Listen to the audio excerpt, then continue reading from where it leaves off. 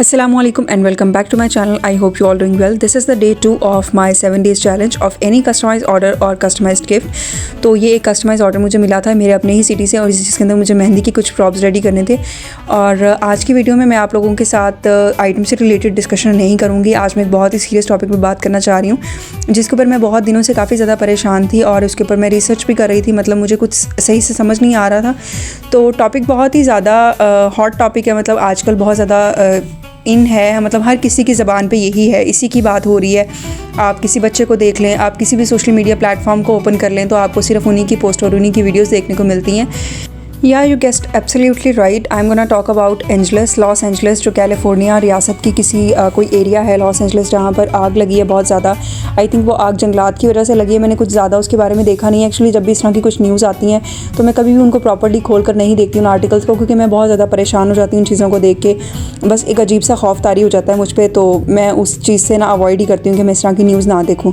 अब परेशान मैं किस चीज़ पर हूँ कि इसको देखने के बाद कि लॉस एंजलस में जिस तरह से आग लगी है, बहुत सारे एक्ट्रेस के घर जल चुके हैं, बहुत सारे हॉलीवुड एक्ट्रेस के घर जले हैं इसके अंदर। तो लोग मैं देख रही हूँ डिफरेंट सोशल मीडिया प्लेटफॉर्म्स पे उनको बददुआएं दे रहे हैं और इस चीज़ पे खुश हो रहे हैं कि बहुत अच्छा हुआ कि उन्होंने गज़ा के मुसलमानों के साथ जो किया, फ़लस्तीन में उन्होंने जो किया, तो ये उनके साथ उस चीज़ का कह लें कि सिला है, मकाफ़ात अमल है कि उन्होंने मुसलमानों को बहुत ही बेदर्दी और बहुत ही बेरहमी के साथ हमेशा की नींद सुलाया। जो उनको तो लगता है कि उन्होंने मौत दी है, लेकिन वो मौत नहीं है। हम मुसलमानों के लिए तो वो शहादत है और हर मुसलमान उस चीज़ की ख्वाहिश करता है। तो वो लॉस एंजलस में लगी हुई आग को देखकर सब लोग जो हैं वो उनको बद्दुआएं दे रहे हैं। लेकिन अब परेशान मैं यहाँ पर इस चीज़ में हूँ। अभी आप लोग मुझे प्लीज़ जज मत कीजिएगा, इस चीज़ पे नेगेटिव कमेंट्स मत कीजिएगा और मतलब लानतों पे मत उतर जाइएगा बिल्कुल भी, क्योंकि मैं जानती हूँ कि हमारे पाकिस्तान में इस्लाम को लेकर और एक फ़ीमेल्स को लेकर बहुत ज़्यादा ये टॉपिक होता है कि हम लोगों को फ़ौरन से नेगेटिव सोचा जाता है और हम लोगों को इस चीज़ के लिए क्रिटिसाइज़ किया जाता है। मेरा इस वक्त सवाल ये है, मतलब मैं ये पूछना चाह रही हूँ कि जितना मेरा इस्लामिक नॉलेज है, हम लोगों ने ये देखा है कि हमने हमारे प्यारे नबी सल्लल्लाहु अलैहि वसल्लम की हयात तैयबा से सिर्फ़ और सिर्फ यही चीज़ सीखी है, हमने माफ़ करना सीखा है। उनकी पूरी हयात तैयबा को आप देख लें तो हर जगह पे माफ़ करने का दर्स मिलता है। ये कहा जाता है कि अल्लाह ताला माफ़ करने वाले को बहुत ज़्यादा पसंद फरमाता है। यहाँ तक कि हज़रत मोहम्मद सल्लल्लाहु अलैहि वसल्लम के जब जूते मुबारक तक खून से भर गए थे तब भी उन्होंने काफिरों को बद्दुआ नहीं दी थी। तो मैं अभी रिसेंटली कुछ दिन पहले फ़ेसबुक पे मैंने एक पोस्ट देखी, जब मैंने उसको ओपन किया तो वहाँ पर उस हदीस का कुछ मफ़हूम इस तरह से था कि हज़रत मोहम्मद सल्लल्लाहु अलैहि वसल्लम की एक मरतबा असर की नमाज़ कज़ा हो गई तो उन्होंने बद्दुआ दी कि काफ़िरों की जो कब्रें हैं वो आग से जलें, मतलब उनकी कब्रों में आग जले या वो उनको अज़ाब हो, इस तरह से करके कुछ। और उन्होंने उसका रेफरेंस दिया था कि सही बुखारी की हदीस है। तो मुझे नहीं पता कि अब ये राइट है या नहीं है, तो मैं अपनी ऑडियंस से जानना चाहती हूँ कि ये क्या है। मतलब हम लोगों को उन्हें बद्दुआ देनी चाहिए या उनकी हिदायत की दुआ करनी चाहिए। मैंने हमेशा अपनी फैमिली में भी यही चीज़ को कॉमन किया है, उनको यही चीज़ बोली है कि जब भी हमारे साथ कोई बुरा करे तो बजाय इसके कि हम उसको बद्दुआ दें, हमें उनके लिए दुआ करनी चाहिए, उनकी हिदायत के लिए दुआ करनी चाहिए, उनके ठीक हो जाने के लिए दुआ करनी चाहिए।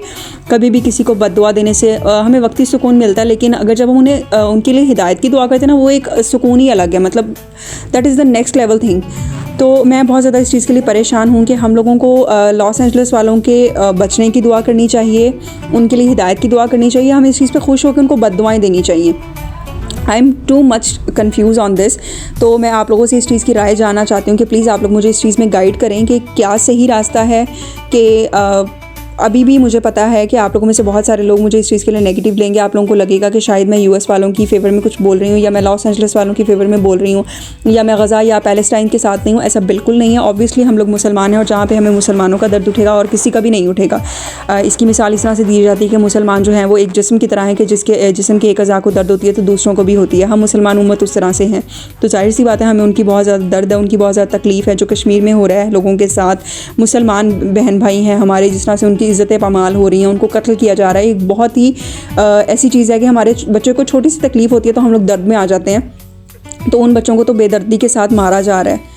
तो ये बहुत ही दर्दनाक चीज़ है। लेकिन फिर भी लॉस एंजलस में जिस तरह से आग लगी है, जिस तरह से कह रहे हैं कि कोई भी टेक्नोलॉजी एक सुपर पावर है अमेरिका, उसके बावजूद वो लोग इस आग पे काबू नहीं पा पा सके ना अभी तक उस आग पे। तो मैं ये चीज़ के लिए परेशान हूँ कि हम लोगों को क्या करना चाहिए, उनकी आग के ख़त्म हो जाने के लिए दुआ करनी चाहिए, या हमें इस चीज़ पे खुश होना चाहिए, या हमें उनको मज़ीद बद्दुआएँ देनी चाहिए। क्योंकि मैं इस चीज़ के अंदर बहुत ज़्यादा कन्फ्यूज़ हूँ। मैंने अभी तक इस्लामिक नॉलेज में जितना भी देखा है, मेरा जितना भी नॉलेज है, हो सकता है मेरा नॉलेज बहुत लिमिटेड हो, और एंड ऑब्वियसली मेरा नॉलेज बहुत ज़्यादा लिमिटेड है, मैं अभी उतना नहीं जानती।